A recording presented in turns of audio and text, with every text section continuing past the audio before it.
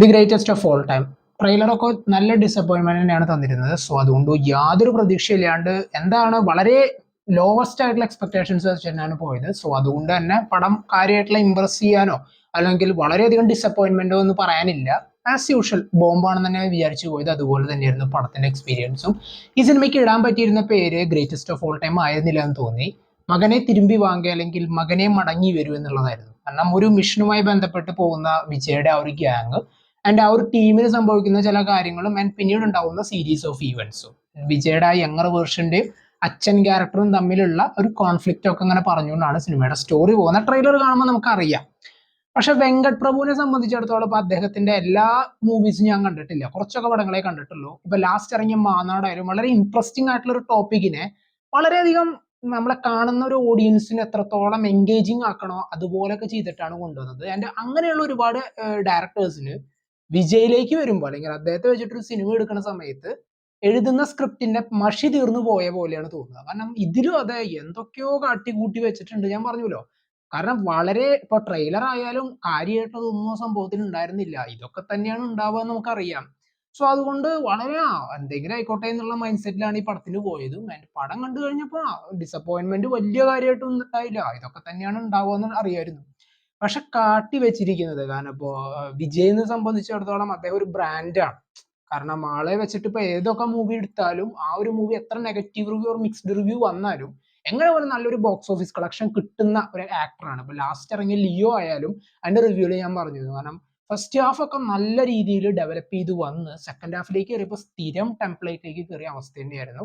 അതിൽ എന്തെങ്കിലും ഒക്കെ ആ ഒരു ഫസ്റ്റ് ഹാഫിൽ ചെയ്തു എന്ന് പറയുമ്പോൾ ഇതിൽ മൊത്തത്തിൽ വെറുപ്പിക്കുക തന്നെയായിരുന്നു. ഇവൻ മ്യൂസിക് അല്ല, യുവൻ ശങ്കർ രാജയുടെ ഇപ്പൊ ബി ജി എമ്മും പാട്ടുകളൊക്കെ നമുക്കറിയാം എന്തോരായിരുന്നു എന്നുള്ളത്. ആൻഡ് അങ്ങനെയുള്ള കുറെ സംഭവങ്ങൾ വേറെ അത് കാര്യമായിട്ടുള്ളത് എവിടെയും കാര്യമായിട്ട് മനസ്സിൽ തങ്ങിയിരിക്കുന്ന ഒരു സംഭവം ഉണ്ടായിരുന്നില്ല. ആൻഡ് എന്നെ ശരിക്കും ഇത് കുഴപ്പമില്ലല്ലോ എന്ന് തോന്നിച്ചൊരു കാര്യം എന്ന് വെച്ച് കഴിഞ്ഞാൽ ഇതില് വിജയുടെ ഫേസിൽ AI ചെയ്തിട്ടുള്ള ചില സീനുകൾ ഉണ്ടായിരുന്നു. ചില സീനുകളിൽ കണ്ടിട്ടുള്ള ആ ഔട്ട്കം വിചാരിച്ചത്ര ബോറായിരുന്നില്ല, വലിയ കുഴപ്പമില്ല എന്ന് തോന്നിക്കുന്ന ചില സീനുകൾ ഉണ്ടായിരുന്നു. പക്ഷെ കൊടുത്തിട്ടുള്ള ലുക്കൊക്കെ നല്ല രീതിയിൽ അയ്യോ ഒന്നും പറ്റിയതല്ല, ഇത് പുതിയ സ്റ്റൈലാ. പിന്നീട് മറ്റുള്ള സപ്പോർട്ടിങ് ക്യാരക്ടേഴ്സ് ആയാൽ തന്നെ ഇപ്പൊ സ്നേഹ, ജയറാമിന്റെ സീനൊക്കെ ആസ് യൂഷ്വൽ അദ്ദേഹം വന്നിട്ട് ആ ഒരു റോളൊക്കെ നന്നായി ചെയ്തു. പിന്നെ ബാക്കിയുള്ള ആക്ടേഴ്സ് പ്രഭുദേവ, പ്രശാന്ത്, അജ്മൽ എന്ന് പറയുന്ന മറ്റുള്ള ആക്ടേഴ്സിന്റെ ഒക്കെ അവരവരുടെ റോളുകൾ ഇങ്ങനെ ഉണ്ട്. ആൻഡ് എവിടെ പോലും ഇമോഷൻസ് കാര്യമായിട്ടുള്ള ഒരു വർക്കൗട്ട് ആയിരുന്നില്ല. ജസ്റ്റ് ആ ഒരു 3 മണിക്കൂറോളം ഇങ്ങനെ നടക്കുന്നു അങ്ങനെ നടക്കുന്നു ആസ് യൂഷ്വൽ പാസങ്ങളൊക്കെ കുത്തി കയറ്റിയിട്ട് തന്നെയാണ് സിനിമയിൽ ഇങ്ങനെ കഥ മുന്നോട്ട് കൊണ്ടുപോയിട്ടുള്ളത്. ഇപ്പോൾ തളപതി 69 കൂടിയിട്ടാണ്, എച്ച് വിനോദിന്റെ മൂവിയോട് കൂടിയിട്ടാണ് അദ്ദേഹത്തിന്റെ ഇപ്പോഴത്തെ ആ ഒരു സീരീസ് ഓഫ് മൂവീസ് അദ്ദേഹം സ്റ്റോപ്പ് ചെയ്യുന്നത്. അതിന് പിന്നീട് പൊളിറ്റിക്കൽ എൻട്രി അദ്ദേഹം അനൗൺസ് ചെയ്തിരുന്നു. നെക്സ്റ്റ് പടമെങ്കിലും മര്യാദയ്ക്ക് എന്തെങ്കിലും നല്ലൊരു മൂവി ആയാൽ മതി. കാരണം വെച്ചാൽ സ്റ്റോറി സെയിം ആയാലും ആ ഒരു എക്സിക്യൂഷനിലെങ്കിലും എന്തെങ്കിലുമൊക്കെ ചെയ്യാൻ പറ്റിയാൽ മതിയായിരുന്നു. ഇപ്പോൾ ഈ പടത്തിലായാലും ശരി എന്തെങ്കിലുമൊക്കെ സ്റ്റോറിയിലേക്ക് കുറച്ചും കൂടി നല്ല രീതിയിൽ ആ മേക്കിംഗ് എങ്കിലും അവർക്ക് ചെയ്യായിരുന്നു. സ്റ്റോറിയൊക്കെ എന്തെങ്കിലുമൊക്കെ ഉണ്ടെന്ന് പറയാം, പിന്നെ അവിടെ എവിടെയെങ്കിലും ഒക്കെ. പക്ഷെ ആ മേക്കിംഗ് എന്തെങ്കിലും നന്നായി ചെയ്താൽ മതിയായിരുന്നു എന്ന് തോന്നി. ഇത് 400 കോടി രൂപയാണ് ഇതിന്റെ ബഡ്ജറ്റ് എന്ന് ഇതിന്റെ ഡയറക്ടർ പറഞ്ഞിരുന്നു. ആൻഡ് സോറി പ്രൊഡ്യൂസർ പറഞ്ഞിട്ടുണ്ടായിരുന്നു.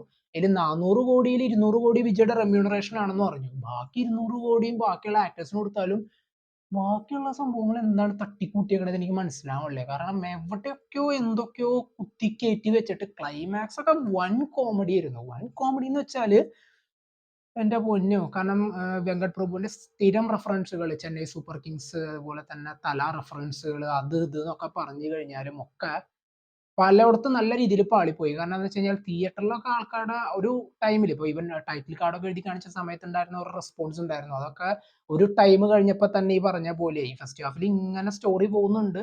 ആദ്യത്തെ ആ ഒരു ടൈറ്റിൽ കാർഡ് ഇപ്പൊ മൂവിയുടെ ടൈറ്റിൽ കാണിക്കുന്ന സമയത്തുള്ള ആ ഒരു മിഷൻ കാണിക്കുന്നതൊക്കെ ഉണ്ട്, നല്ല ബെസ്റ്റ് ആയിട്ടുണ്ടായിരുന്നു അതൊക്കെ. നോക്കൂ, തോക്ക് ഇങ്ങനെ പിടിക്കുക, വെറുതെ ഇങ്ങനെ ഇങ്ങനെ നോക്കുക. സിനിമ കണ്ടിട്ടില്ലേ? ആ അങ്ങനെ ഇങ്ങനെ രണ്ടു വട്ടം നോക്കിട്ട് പിന്നീട് ഇപ്പൊ വിജയുടെ മറ്റേ സഞ്ജയ് ഓർ ജീവൻ എന്ന് പറയുന്ന ഒരു യങ് ക്യാരക്ടറിന്റെ ആ ഒരു പെർഫോമൻസ് ഒക്കെ സൈക്കോ ആണ് താനെന്ന് കാണിക്കാൻ വേണ്ടിയിട്ട് കാട്ടിക്കൂട്ടിയ ചില സാധനങ്ങളൊക്കെ വൻ കോമഡി ആയിട്ടുണ്ടായിരുന്നു. പ്രത്യേകിച്ച് സെക്കൻഡ് ഹാഫിൽ ഒരു പെർട്ടിക്കുലർ സീൻ ചില റെഫറൻസുകളൊക്കെ വെച്ചിട്ടുണ്ട് അദ്ദേഹത്തിന്റെ മുമ്പത്തെ സിനിമകളിൽ തന്നെ. ഓവറോൾ പടം കാര്യമായിട്ട് ഒരു തരത്തിലും ഇമ്പ്രസ് ചെയ്യാനോ അല്ലെങ്കിൽ വലിയൊരു ഡിസപ്പോയിന്റ്മെന്റ് ആയിരുന്നു അങ്ങനെ തോന്നുന്നില്ല. ഒരു ഭാവഭേദം ഇല്ലാണ്ട് കണ്ടു തീർത്തു എന്നുള്ള ഒരു ഫീൽ ആയിരുന്നു പടത്തിന്. ആ ഒരു എക്സിക്യൂഷൻ എന്തെങ്കിലും ഉണ്ടായിരുന്നെങ്കിൽ പറയായിരുന്നു ആ പടത്തിൽ എന്തെങ്കിലുമൊക്കെ അവർ ശ്രമിച്ചിട്ടുണ്ട് കൊണ്ടുവരാനായിട്ട് എന്ന്. ബട്ട് അതർവൈസ് പടം ഈസ് എ എന്തെങ്കിലും ആയിക്കോട്ടെ എന്നുള്ള രീതിയിലുള്ള ഒരു പോക്കായിരുന്നു. സോ എന്തൊക്കെയായിരുന്നു നിങ്ങൾക്ക് പടത്തെക്കുറിച്ചുള്ള അഭിപ്രായങ്ങൾ കമന്റ് ബോക്സിൽ നോട്ട് ചെയ്യാം.